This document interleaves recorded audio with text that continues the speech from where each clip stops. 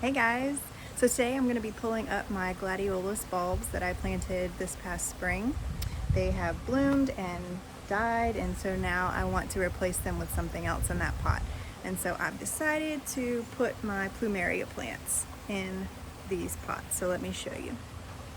So these, I have one pot here and one pot on that side of the chairs. And I pulled the Gladiolus out of that pot and I laid them on the ground here. I'm going to leave them on the ground for 2 days to let them dry out here, and then I'll move them into the garage for 2 weeks to completely cure. I'll videotape that process as we go and give you an update on storing these Gladiolus. You don't have to pull up Gladiolus in our area, but I want to put new things in these pots, so I figured I might as well just pull them up and store them so I can replant them in the spring. So I'm going to be putting this Plumeria in that pot, and I have another one for this side. So I'm going to go ahead and pull up these Gladiolus, and it's super easy.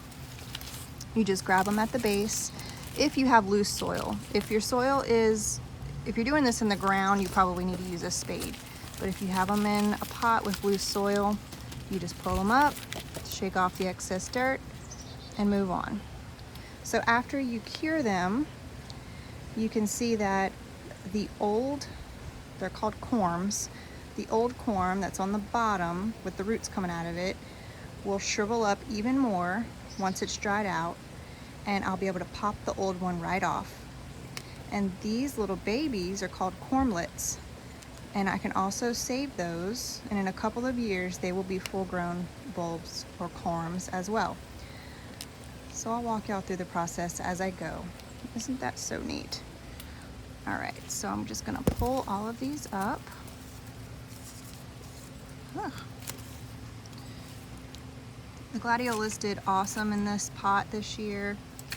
The only thing I'll do different next year is stake them better. I didn't stake them until they were already kind of leaning over, and so they kind of started growing crooked, and I never really got them to stand too straight.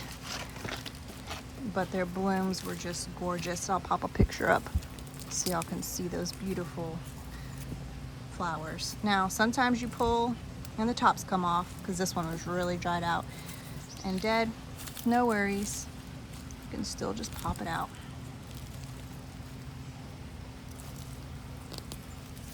See, there's a tiny little bulb on this one. That's okay. Last one here. This is a big Mac Daddy. All right. There we go. Got a little elephant ear that jumped over from, I don't even know where the closest elephant ear is from here. Just goes to show how these elephant ears just pop up everywhere. I'm not mad about it. This is a tropical garden after all.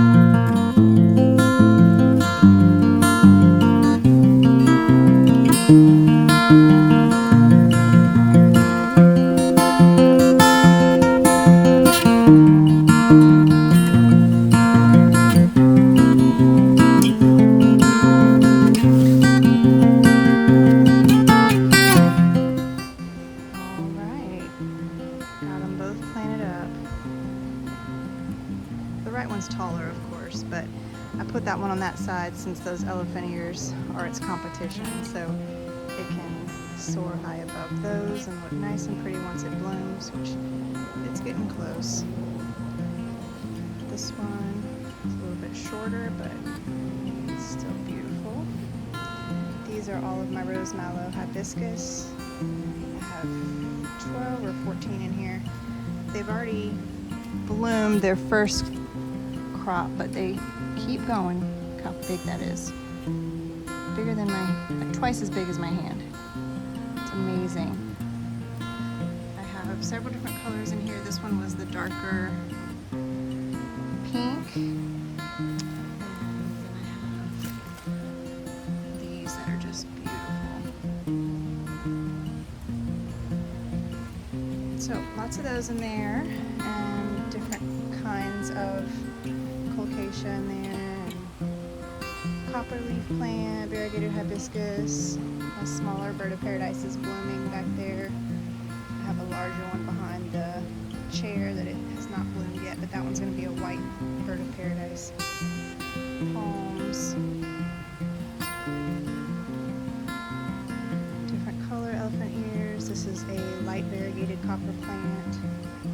Love that. This is one of my favorite plants in this whole place. Other than my beautiful variegated agave that I planted earlier this year. Sweet potato vines going crazy. It filled up all this front area, which I appreciate, but something's feasting on it. I don't know exactly what it is. I've tried to find bugs, but I mean, there's snails, there's flies, there's all kinds of stuff. I even saw some aphids, so there's just so much foliage out here. It's hard to really take control of all that.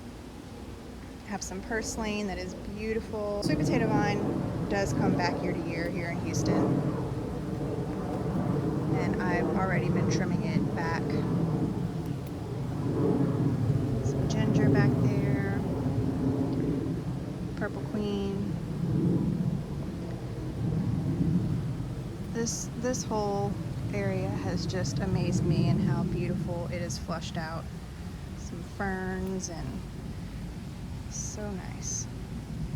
I did want to mention that I have drip tubing going up into these pots. I went off of my drip tubing that I have in the ground. I don't know if you can see that. It's all up under there, but I poked a hole into that and came up with some drip tubing and put it in the pot. So everything gets watered every single day for about 30 minutes in the early morning, because it is just so dang hot right now. It needs plenty of water. All of these tropical plants need so much water, and they are just thriving. Anyway, that was my chore for the day. Hope you enjoyed it.